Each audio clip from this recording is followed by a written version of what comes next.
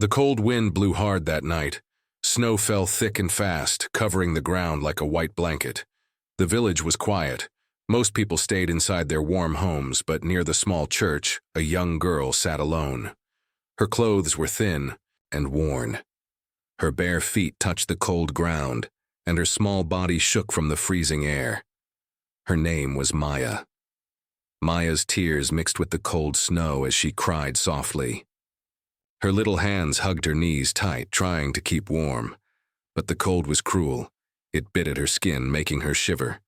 She looked up at the church door and wished she could go inside. But she was too scared. Many villagers passed by the church, but no one stopped to help her. Some whispered behind their hands, pointing at her and shaking their heads.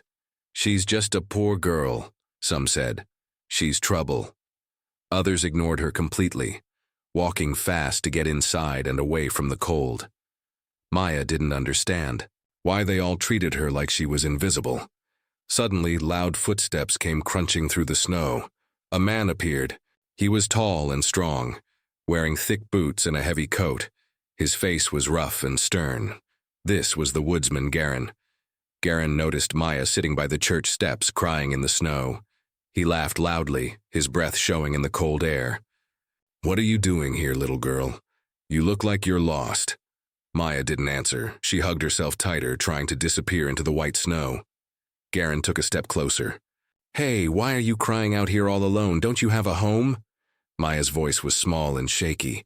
"I don't have anywhere to go." Garen's face twisted into a cruel smile. "No home?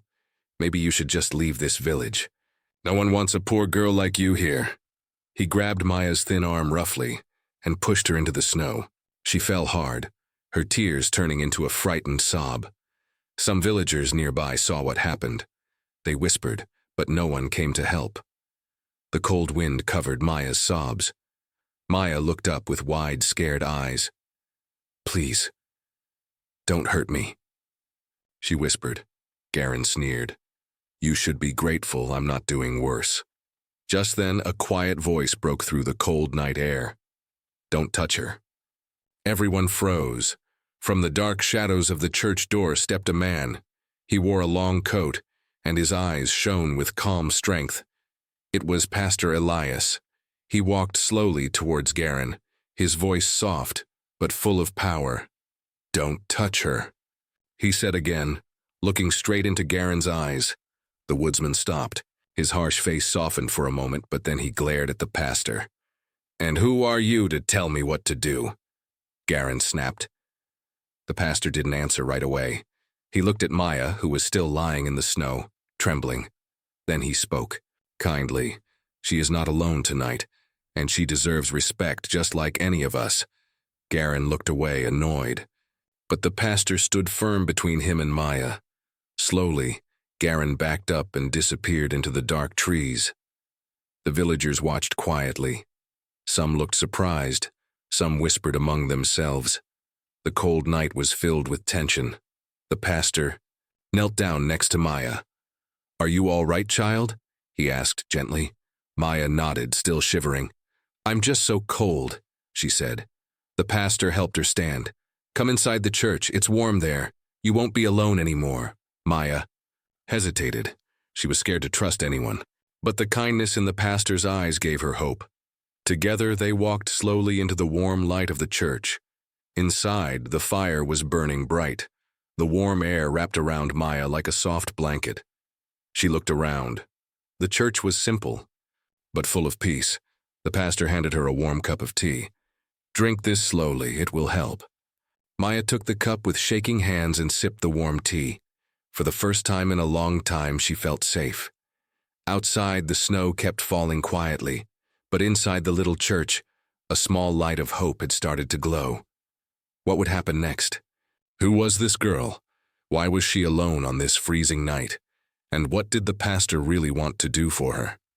The answers were hidden in the cold winter night, waiting to be told. Maya sat near the fire inside the small village church. The warmth slowly reached her frozen fingers and toes. She held the teacup carefully, sipping bit by bit, still unsure if all this was real. For so long, she had been cold, hungry, and invisible.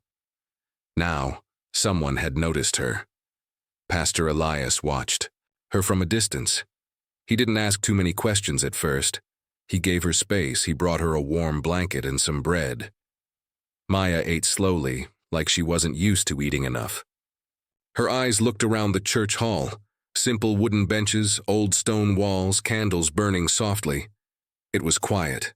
Too quiet. Finally, Pastor Elias sat beside her. "What's your name, child?" Maya looked at him.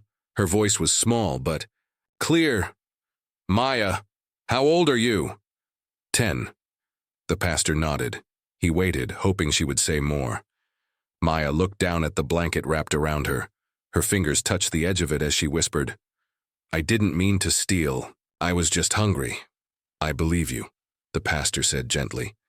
"You don't need to explain that to me. But where is your family, Maya?" Maya didn't answer. Her silence was loud. Tears slowly filled her eyes, but she blinked them back quickly, as if used to hiding pain. Pastor Elias didn't push. Instead, he stood up and said, "You're safe here tonight. Tomorrow we'll talk more. You need rest now." Maya nodded slowly. Her body was tired, her heart even more. The pastor laid down some cushions and extra blankets near the fire.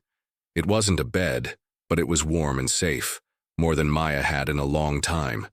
That night, the wind howled outside. Snow covered the village, making everything quiet and white.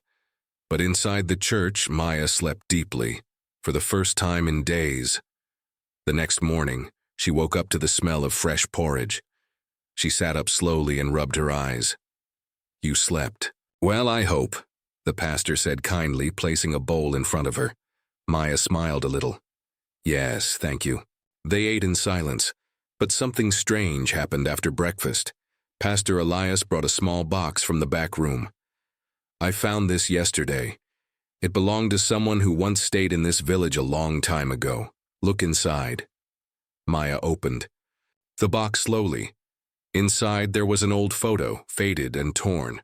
She stared at it for a long time. Her hands shook, her eyes widened. "That's my mother," she whispered.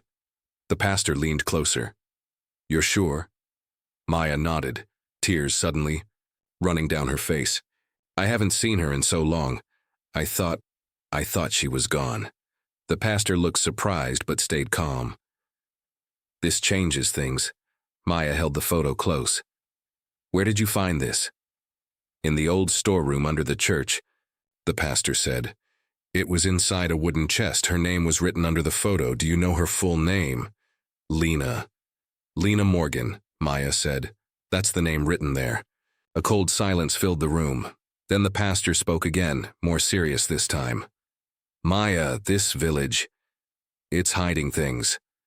People here know more than they admit. I think your mother came here for a reason." Maya's hands tightened around the photo. "But why didn't anyone help her? Why am I alone?" The pastor stood.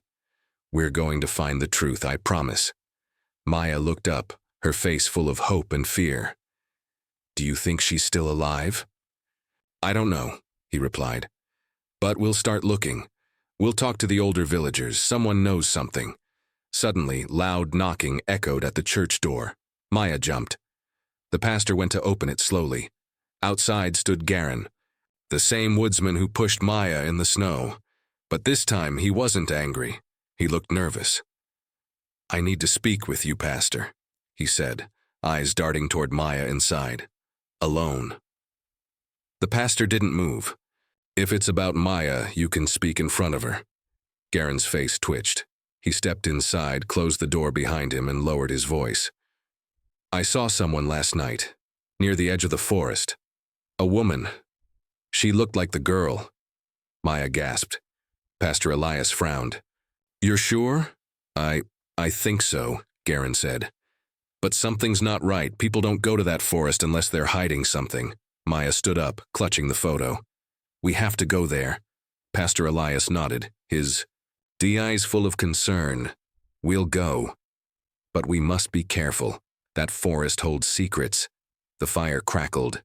Outside, the snow began to fall again. And somewhere, deep in the shadows of the forest, Someone was watching. To be continued. The next morning was colder than before.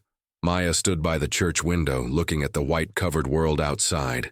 Her little fingers held the old photo of her mother tightly. She had barely slept. The thought of her mother being alive kept her heart racing. Pastor Elias came up behind her, dressed in his long black coat. "Are you ready?" Maya nodded. "Yes." The pastor packed some bread, water, and blankets in a small bag. "We don't know how long we'll be out there. The forest is big and the snow makes it hard to move." They stepped outside. The village was quiet. Only a few people glanced at them before turning away. Whispers followed, but no one said anything out loud. Most people feared the forest. It was known for being dangerous and strange. As they passed the bakery, the woman inside shut her window quickly. Maya looked down, but Pastor Elias placed a hand on her shoulder. "Don't be afraid," he said softly. "We're not doing anything wrong." Garen, the woodsman who had seen the woman in the forest, met them near the village edge. He held a lantern and a small axe. He didn't speak much, just nodded and began walking. The forest was dark even during the day. Tall trees stood like guards, their branches heavy with snow. The wind made ghostly sounds as it blew through the leaves. Maya's boots sank into the soft snow with every step. The pastor walked beside her, keeping her close. Garen led the way. After about an hour of walking, he stopped suddenly. "There," he whispered, pointing ahead. Through the trees, hidden behind thick bushes and snow-covered vines, stood a small wooden cabin. Smoke came out of its chimney. It looked old, almost forgotten by the world. "Someone lives there?" Pastor Elias asked. Garen nodded. "I saw the light last night, but no one in the village talks about it. They say it's haunted." Maya stepped forward slowly, her heart pounding. "I want to see." They approached the cabin carefully. Pastor Elias knocked on the door. Silence. He knocked again. Still nothing. Then, the door creaked open slowly on its own. Inside it was warm. A small fire burned in the corner. There was a wooden table with a teacup, still warm, and a wool blanket draped across an old rocking chair.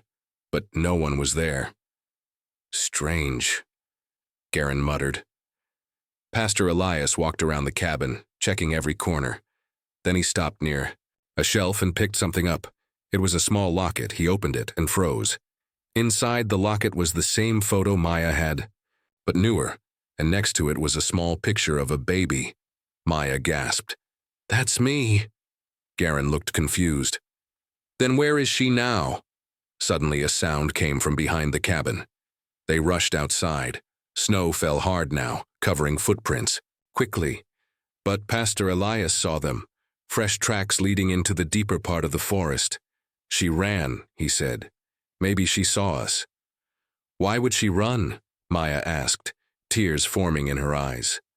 "Fear," the pastor replied. "Or maybe she thought we were someone else." They followed the tracks. The wind howled louder. Maya held on to the pastor's hand tightly. Her tiny legs struggled to keep up, but she didn't stop. After some time, they reached a frozen stream. The tracks ended there. No sign of anyone. Then, Garen bent down and picked something from the snow. It was a scarf, old, worn, and blue. Maya stared at it. "That belonged to my mother," she whispered. Suddenly, Pastor Elias turned around sharply. "We're not alone." The trees moved slightly, as if something, or someone, was watching.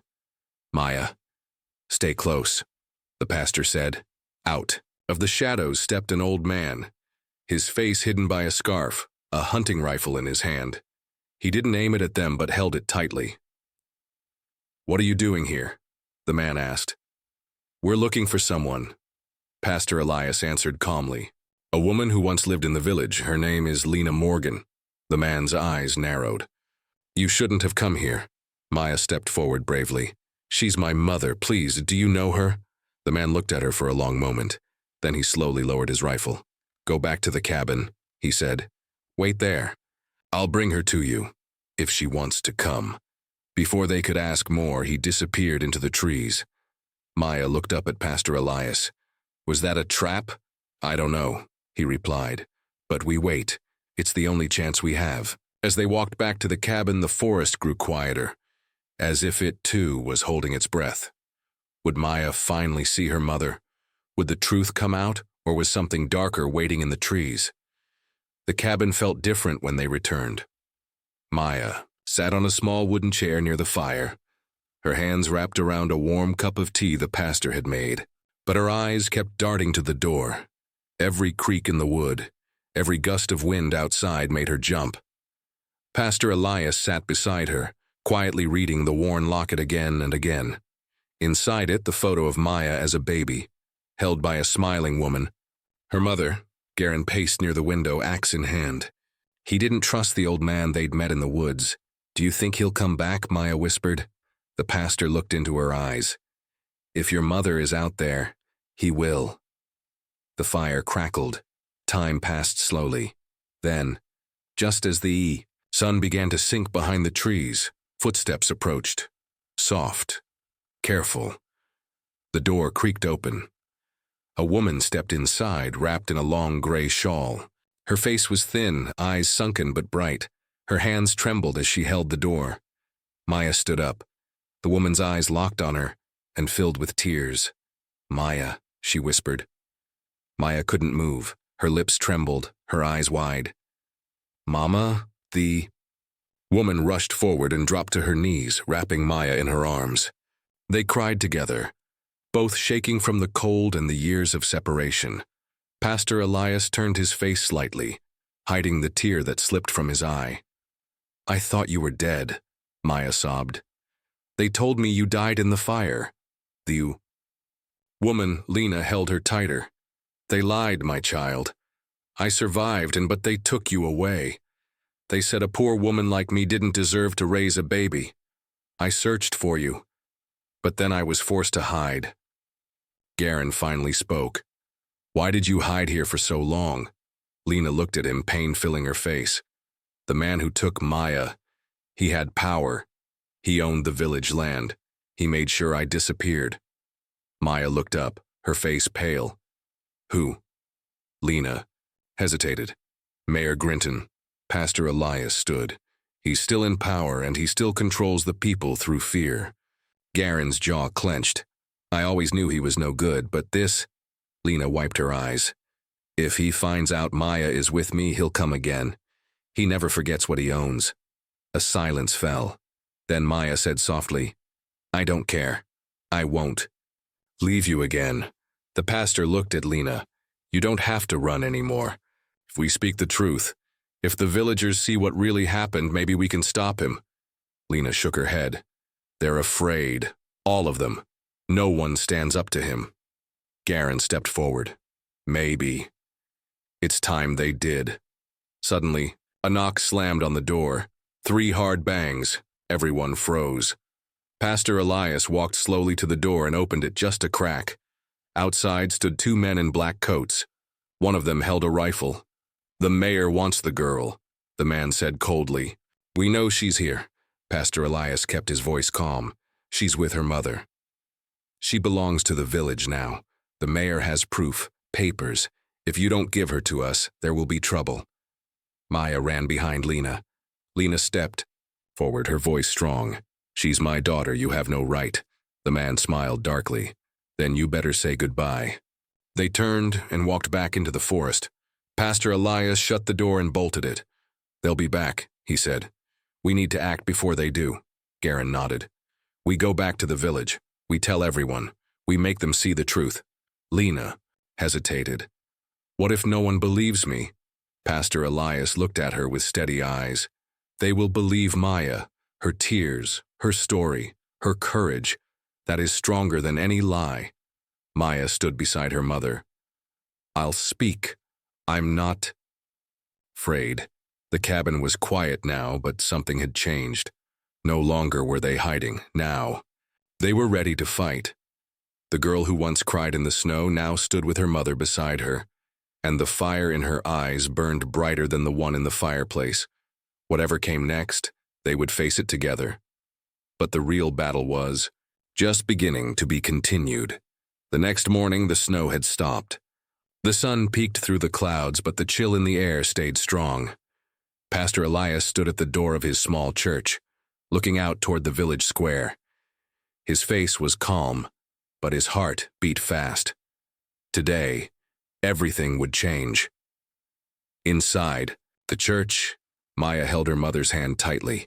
Her small fingers were cold, but her eyes were full of fire. No more hiding, no more crying. Garen walked up with a heavy axe slung over his back. "The villagers are gathering," he said. "The mayor's men are watching us, but some people are whispering. They're curious." Pastor Elias nodded. "Then it's time." They stepped outside together. Pastor Elias, Garen, Lena, and little Maya. As they walked toward the village square, people began to follow. Some stopped their work. Others opened their windows. Whispers spread through the air like smoke. "Is that the girl from the snow?" "That's Lena. She was supposed to be dead."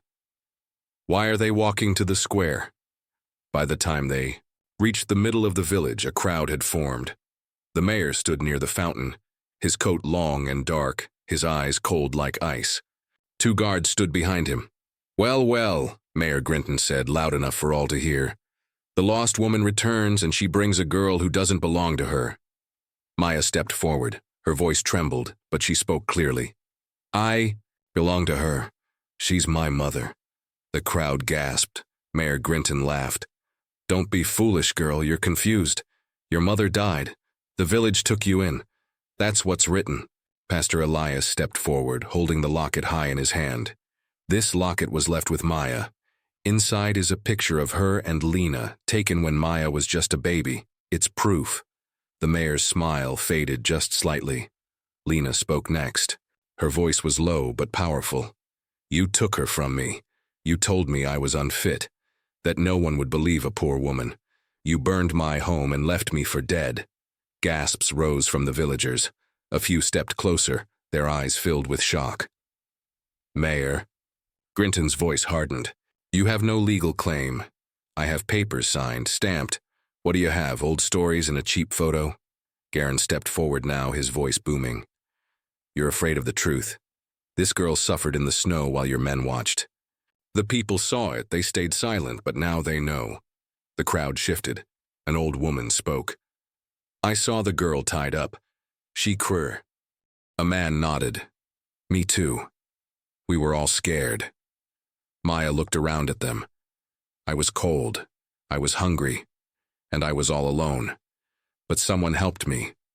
The pastor gave me warmth. Garen gave me shelter. And now I have my mother. I just want to live. With her."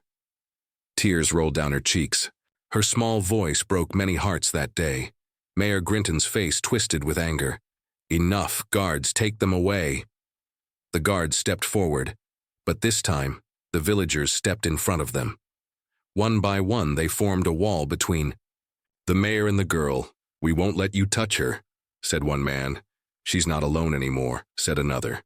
The guards hesitated. Mayor Grinton's face turned red. "You fools, you'll regret this." Pastor Elias stepped closer to him. "No, Mayor, your time is over. The truth has spoken, and the people are finally listening." Grinton turned and stormed off, his boots crunching angrily through the snow. Chuckser. Villagers remained still for a moment. Then a cheer broke out. Loud, strong, real. Maya stood frozen as people clapped and cried. Lena dropped to her knees and hugged her tightly. "You were so brave," she whispered. "I wasn't alone," Maya replied. The villagers, once silent and cold, were now warm and alive. Garen looked at the crowd, then at Pastor Elias. "We did it." But Elias shook his head. "No." Maya did. She reminded us of who we are and what we forgot. Snow still covered the village, but now it sparkled under the sun. A child had spoken, and the world had listened. The village square had returned to silence. But deep inside, everyone felt something had shifted. The cold still bit the air, but hearts had warmed. Maya was safe, for now. But danger hadn't ended. Behind closed doors, in his large office near the village center, Mayor Grinton paced the floor like a trapped wolf. His pride had been wounded. The villagers had chosen a girl over him. He slammed a book onto his desk. "They will regret this," he hissed. "All of them." He turned to a man standing in the shadows. It was Marek, one of the mayor's most trusted men, known for handling quiet problems. "I want that girl taken tonight," Grinton whispered. "No crowds, no noise, bring her far away.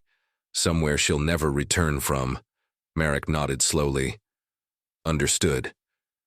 Back at the church, the candles glowed gently. Lena sat beside Maya, brushing her daughter's hair as she slept. She looked peaceful, holding her little locket tightly in her small hands. Pastor Elias sat nearby with Garen. "They'll try something," Garen said quietly. "I know," Elias replied. "Grinton won't lose power so easily. We should take her and leave tonight." But Elias shook his head. "We can't run forever. This time we stand." Suddenly, the front door creaked open. Both men stood up fast. A young boy stood there, out of breath. "I heard something down near the stables. Strange men there looking for a child." Garen didn't wait. He grabbed his coat and rushed out. Elias looked at Lena. "Stay with her. Lock the doors. Don't open for anyone but us," Lena nodded, fear flashing in her eyes. Outside, the snow had started again. Garen moved fast through the trees, his boots crunching softly. He saw two dark figures near the stable, whispering and checking windows. He crept closer and picked up a thick branch. Then suddenly he shouted, looking for someone. The men jumped. One rushed toward him, but Garen swung the branch with force. It hit the man hard in the shoulder and he dropped. The other ran. But before he got far, a third figure appeared behind him. It was Elias, holding a lantern and a wooden cross. "Stop," Elias said, his voice firm. The man froze. "We're not afraid of you anymore," the pastor added. In the distance, more lights flicked on. Villagers were waking up. They were coming out holding lanterns, tools, and even pans. One by one, they surrounded the mayor's men. They didn't say a word. Their presence was enough. The second man dropped his weapon and raised his hands. Garen tied them both with rope. One woman stepped forward. "We heard they were trying to take the girl. We won't let it happen." Elias looked around. "Tonight you stood between a child and danger. This is what it means to be a village." He turned to the tied men. "Tell the mayor, his tricks won't work anymore." They dragged the men to the church, keeping watch until morning. By sunrise, Mayor Grinton received the message. His face burned with anger. "They humiliated my men." "Again?" he said, his voice shaking. Marek stayed silent. Grinton slammed his fist on the table. "Call the governor. If the people won't listen, maybe the law will." But what the mayor didn't know was that someone had already contacted the governor. Someone brave, someone unexpected. Later that morning, a carriage rolled into the village with two official-looking men stepping out. They wore long coats with silver badges. The villagers gathered quickly. Grinton stormed out of his office, smiling. "Gentlemen," he said, "I'm glad you're here. I have troublemakers to report." But the taller man raised a hand. "We're not here for them." He turned to the villagers. "We received a letter and evidence. A child mistreated, a mother forced away, a mayor abusing power." The crowd gasped. "Mayor Grinton," the man continued, "you are under investigation for misuse of authority, falsifying documents, and endangering a minor." Grinton's mouth fell open. "What? This is a lie." Then Maya stepped forward. Her little voice rang out. "He tried to take me again last night, but they stopped him." The officer looked at her with kind eyes. "You are very brave." He turned. Back to Grinton. "We'll take it from here." The mayor was led away in silence. People watched, stunned. Then Maya looked up at Elias. "Did we win?" He knelt beside her, smiling. "We didn't just win," he said softly. "We changed everything." The snow had finally stopped. Morning sunlight gently touched the rooftops, making the whole village sparkle like it had been washed clean. The cold air was still sharp, but it no longer felt cruel. It felt fresh, new. Inside the small church, Maya sat near the window, holding a warm cup of soup. She wore a soft coat, donated by the baker's wife. Her shoes, once torn, had been replaced by boots from the blacksmith's family. Her little fingers touched the locket around her neck, and she smiled. Just a little. She was no longer alone. The door creaked open. Lena walked in, her cheeks red from the wind. Maya looked up. "Did you speak to them?" Maya asked. Lena nodded and knelt beside her. "They want us to stay." "Really?" "Yes, sweetheart," she said, hugging her tightly. "The governor's men said we can live here now. They even offered me a job at the village school." Maya's eyes widened. "You'll be a teacher again?" Lena laughed softly, her eyes wet with happy tears. "Yes, and you, my little one, will go to school." Maya looked out the window again. Kids were playing in the snow now. No one looked at her with fear or hate. They waved when they saw her. Some smiled. It felt like a dream. Outside, the church bells rang as Pastor Elias gathered the villagers for a small gathering. This time, it wasn't for warnings or fear. It was to celebrate. "Today," he said, standing beside Garen and Tiu, "Lena, we remember what it means to care, to protect, to love." He looked around at the villagers, their faces softer than ever before. This little girl reminded us that even the smallest voice can change the loudest storm.